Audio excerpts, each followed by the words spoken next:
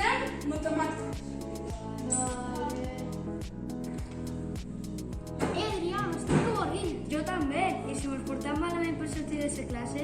Vale, i si fem una borrada? Pau i Adrià, silenci, per favor.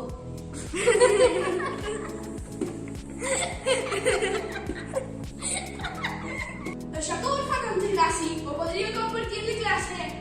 No.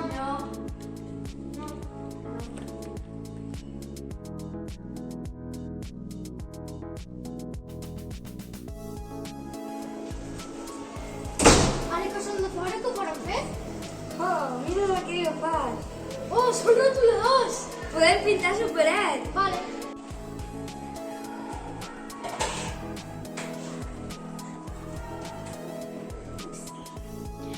Bon dia, alumnes. Soc la directora. Vos he de donar una dolenta notícia.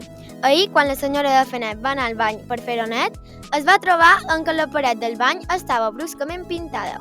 Teniu fins les 2 per presentar-vos al meu despatx, si sou culpables o sabeu qui ha estat. Moltes gràcies per la vostra atenció. Oh no, ho han vist, què poden fer ara? Oh, jo ho tenc. Podem dir que ha estat una altra persona? Vale, i de qui poden culpar? Bé, això no importa. Podem descriure a qualcuna altra persona que no existeixi i així no ho trobarem mai. Vale, i després vol escapar. Quina bona idea. Serà de concurs. Sí, mestre, jo vaig veure un altre fer-lo que duia els cabells llargs, de color blau i unes sabates de muntar a cavall. Vale, jo vaig dir que la directora, porteu-vos de ara vinga.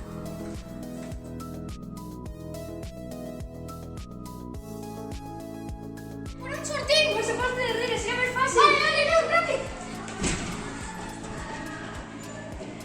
Molt veuen els castigaran de per vida. Sí, que a mi no me deixaran sortir mai més.